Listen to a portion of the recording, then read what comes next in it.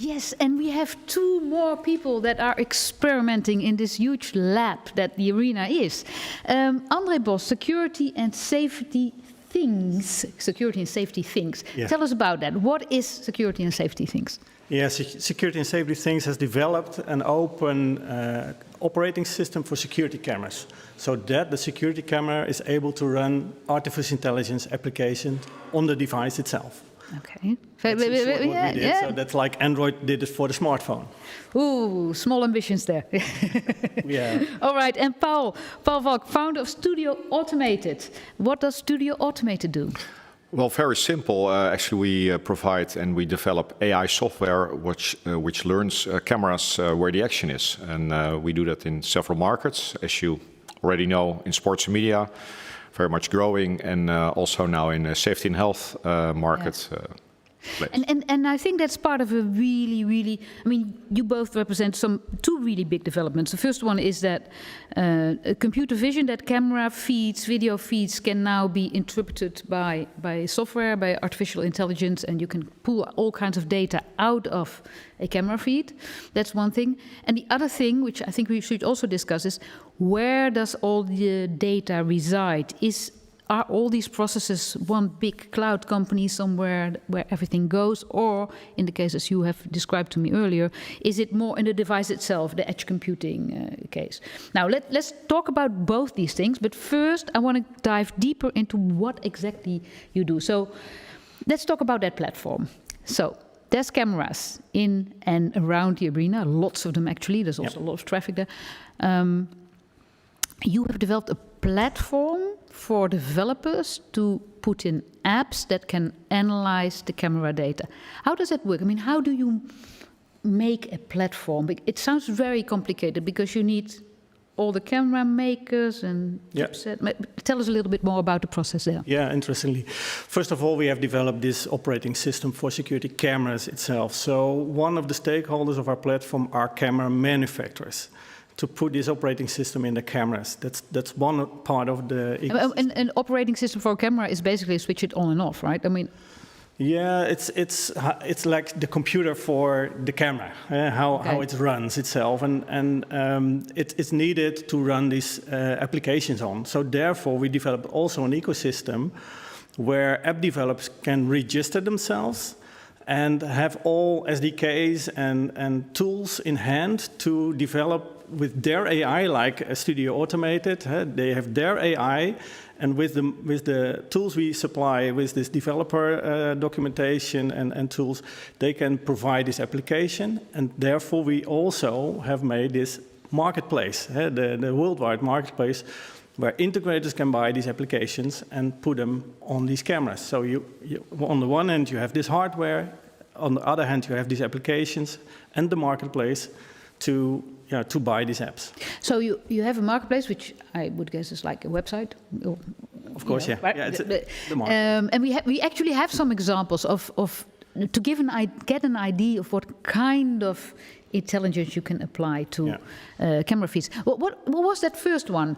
If you can go back one. Yeah, exactly. What's this one? Because it's a really simple one, but you like it, right? You told me about it before. Yeah, it's a very interesting application where you can have visual feedback. You have these buttons you can push when you have been to the toilet on an airport, let's say, and we don't want to push buttons anymore. So with a camera and a screen, you now have the opportunity to have your thumbs up or your thumbs down to say it's clean here or not clean, and that gives a signal, of course, to the cleaning company.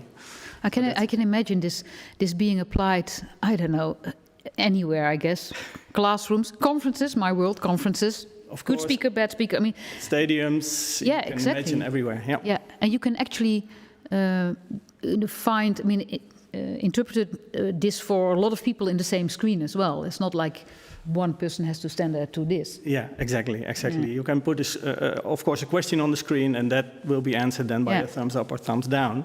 But you can imagine also all kinds of other solutions which can do with the AI, number plate recognition, or retail analytics, or The next, let's have a look, because I think we have two or three.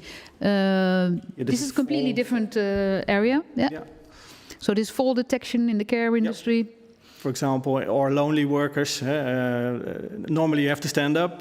This is an abnormal behavior, so you can detect it and make a connection to the system you want to have this detection related to. And I think we have one more, but you have many more examples. What's happening here? Yeah, this is container recognition. And of course, the numbers which are on the container has to be at the right place, for example, but you can also make a detection if the container is rightly closed, for example, if the door is exactly closed when you drive away, for example. Well, all of these show there's very specific use cases. So an app developer understands this use case and makes this app, and then you sell it to the camera people, and then the camera people sell the camera to the industry. These are the integrators working on the specific use cases. Yeah. Now, you have a use case like this as well, right? In the safety and security area, where you are one of the companies that develops intelligence for video feeds. Now, I know you also do this for production of TV production, and where you can, use video feeds and make it more smarter. But what is happening here? Yeah, actually, this is the arena, so that's that we should know as well. You say it. Yeah. So what we are doing and try to do is, in a good way, detecting deviant behavior is basically what is outlier technology, what we developed and what we are developing. The basics are.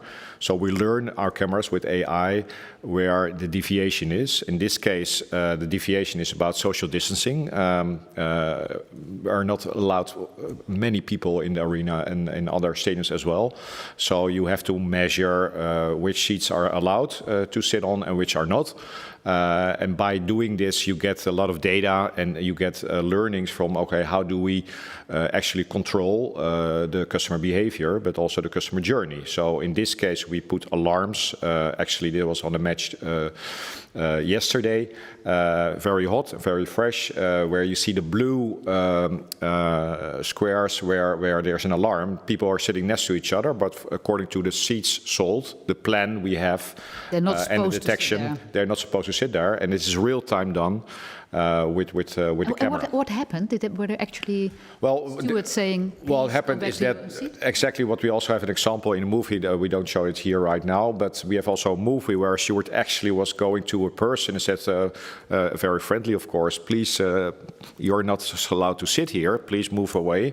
And then you actually saw the yellow where you are, which are you're not allowed to sit, and there was a red one where the person was sitting, turned into green. Real time. Yeah. And actually that's this really valuable information, the call to action for the control room, and get the steward there with a friendly, of course, conversation to people that they have to because it's so visual, recognize. It's also clear, like, oh, we have to go to that corner over there, or, it makes it very... It makes it very sense. It's a lot of work in the beginning to make the model, but actually when you have the plan where the seats are sold and where the seats are allowed, then actually this is the making, that's very operational, have a long list of all those seats.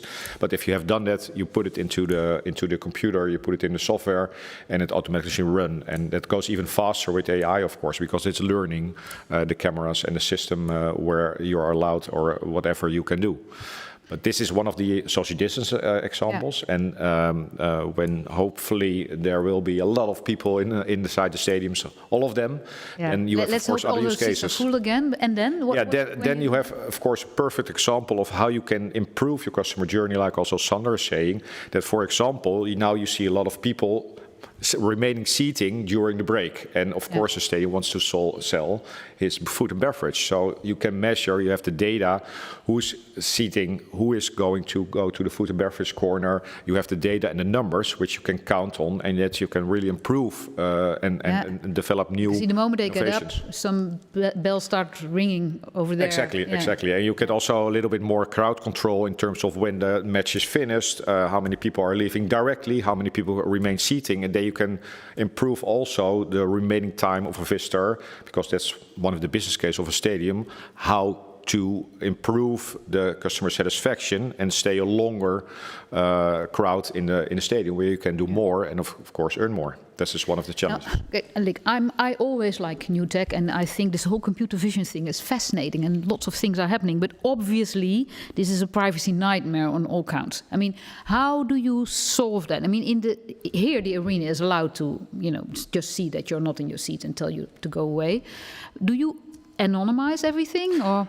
Well, actually, it's very simple. First of all, when it comes to safety and health and safety problems, the only data it's collecting in the cameras are directly reported to the control room with police, and the people are allowed to see. This is it's not touchable because of the network. Secondly, we don't do anything with the person detection data. We actually measure the deviant, so the data of the person will not affect anything. We don't know who it is. We don't have any information about that. It's only detecting and sending out the deviation of what is happening at that time. So the empty seat, that's important. Yeah. The seat is where you're not allowed to sit and someone is sitting there. So we know that it's a human being, but that's all we know. As a person who lives near the arena where it's full of cameras, obviously, and it should be, we also know that, face recognition on anything is possible. And I think, as I mentioned in the beginning, this whole worry on the privacy part of things is not taken away by the solution you offer, but it is a way of making it less of a problem if you collect stuff on the device itself and not automatically send everything you collect and analyze to a central source, right? Exactly. Can you explain a little bit more about how that works and why that's important? Yeah, one of the things when you do the analytics on the camera is that you don't have to send the data of let's say the images to other systems. So you do the analytics on the camera and you only send out aggregated data or specific data about what you have seen in the pictures by these analytics. You only send data on the one person that did something wrong and not the video of the 10,000 people around it. And that's why this edge computing makes it more helpful to be, let's say, compliant to all these regulations. Yeah. But it's still, you observe a lot of information. You've built this platform, which I'm very happy to say is a European platform and not an American platform. Is this the platform that you feel will be a global standard? I mean, what is the ambition behind this platform? Yeah, of course, that's what we aim for. And we want to have as much as possible participants on our platform for all stakeholders. Yeah, we aim for the world. And we are already open, let's say, I think 60 or 70% of the world already. So in Asia, in America, in Europe, we can deliver already this open operating system and these apps. But we are working on some countries which is based on all kinds of regulations, export regulations, etc. So we have to work on that. And who's the competition? Is that the Googles of the world, or who is going? Of course there is competition, and what we see is that the Chinese companies are also heavily involved in this IoT and AI world. So that's what we're not aiming for, but the rest of the world is what we are aiming for. Okay. For both of you, where does it go from here? I mean, what are the things that you feel are right now in this lab experimental phase that have huge potential for the future, and where you feel exciting new things will happen? Paul? Well, I think that it's all about, and that's why also we work together with SNST, it's all about scalability and lower the barriers of entry. And one of the things what we think is key to be successful is that you make use of existing hardware. So there is a legacy, of course, of all those cameras. You can imagine there are 10,000 cameras. No one wants to replace his cameras for 2,000 or 3,000 cameras in one time or actually. It's very expensive. Very expensive. The other thing is that the SNT platforms, such platforms, really make it easy to scale in terms of the application on the edge. So you have a lot of possibilities also with the new infrastructure like 5G. A lot of data and compression is possible, but also on the edge, scalability is one thing, and we make it, I think, possible together in this new environment to be really disruptive in terms of the old-fashioned, more or less traditional security and measurements of very heavy server-based solutions where it's very proprietary, etc. Still it is. And very expensive. Very close, very expensive, and not scalable. And this, in this way, I think, also developing international now, some of the leads I think we get out of this proof of concept together is that the cooperation that you need actually to have in this area, also with the other two parties were sitting on this table before us. Yeah, it's building key. an ecosystem. I think the winning of, and what will happen more and more is that the focus on your core technology is really key, that you are the best. In this way, we think we are the best on this AI computer vision technology, together with platforms like SNST also, but building apps. And if you look at the AI part of it, the thing where you specialize, what kind of intelligence that we haven't thought of yet will be applied to video streams if you look a little bit into the future, not 100 years, but like 3-5 years? Well, the main question is how do you get the model right, the AI model right, without having all those detection necessary from all those hundreds of behavior specific. So the real challenge is that we're aiming for, that is basically the strategy, the outlier strategy, is that we're not detecting specific measurements of behavior, like you saw in the in the presentation of SNST, but measuring what is deviant. So you need a lot of data, and then the AI what is different, and of course what is different will not saying that is real dangerous at the same time. But when you learn what is different, then you get more and more specific information about this dangerous situation. But it really helps already the surveillance assistant of the surveillance as an assistant, as a software tool. So the AI will more and more develop in time with the right modeling, with a lot of hard work to get things much more automated and efficient instead of detecting something, because someone is saying then when you have 100 detections and there comes someone with 101 detection, and you didn't train that and learn that, so it's very hard. That's why a lot of companies are difficult. This was mentioned before as well, that if you train it enough, then the predictive quality of the analysis becomes much bigger as well, right? Exactly, and then you can copy it to different areas with the same situations, and that's also with Edge and also with the new networks. It's really possible to transform the real specific situation where it's deviant in a certain location or a certain market, and then really roll it out very fast in terms of the AI and the scalability of platforms such as. And I guess if people in different industries understand the principle of it, they will come up with all kinds of things that we're now not thinking about. You mentioned one with the garage, right? Where you yeah. What we not only scalability but also innovation is what we want to develop, and the platform is going to support that heavily. One of the questions we got out of the market is, for example, scratch and dent detection of cars. When you bring your car to a garage and do your maintenance, directly when you drive up to the just a second area, you drive in, it says, oh, van Düsseldorf, you scratched it again. Yeah, combined with the license plate, you can say, okay, welcome, but on the other hand, you can also detect how many scratches and dents there are, and you can have another, can say, okay, we can repair it for such and such an amount, and there's a business case behind it. Yeah, and that intelligence is on a really minute level. It's not like, okay, let's analyze 10,000 people in a stadium. No, it's let's do one scratch on one car. I mean, exactly. And it also works. So anything in between will be analyzed by video. Yeah. There's a world of cameras coming at us, that's for sure. That's what we believe, at least, besides the safety and security part. Yeah, exactly. Anything else that you would want to try out in this lab of the arena in the next few years? Yeah, there are a lot of possibilities which will come up, of course, out of this area itself. When people say, okay, can you also have visual analytics to do this and this kind of solutions? We cannot predict even now what will be the future, but let's say on parking, on all kinds of stuff, to have this customer experience, the best customer experience, and have visual analytics helping with that. Yeah, we can solve that with our platform, for sure. It applies everywhere. And I'm sure with your AI, you can, add to the Exactly, experience. and what we see is it's fully agree about the customer experience, and it's actually what we are also doing is of what's happening on the pitch, make it more easy to see and really focus on the action, as well for people at home, but also inside the stadium. A lot of things are possible with That's AI. more the media side of things, where you can really. Yeah, so that's also what we developed in this ecosystem with other partners, is really automating different cameras from multiple positions. So we'll not have just one VAR. We'll have like 60,000 VARs in the stadium. Well, actually, you say it. It's a little bit secret. Actually, we are developing a kind of VAR for people at home. Actually, that when you have a panoramic view and image and you see everything, then you have the console and you can watch and train your own algorithm and watch the game like you are the director. And that's really something of the future. The technology is there.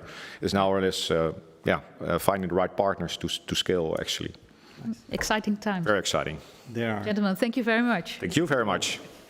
Ladies and gentlemen, this was Powering the Future, about innovation in and around the Johan Cruyff Arena. We hope you enjoyed this hour and maybe see you soon. Thank you very much.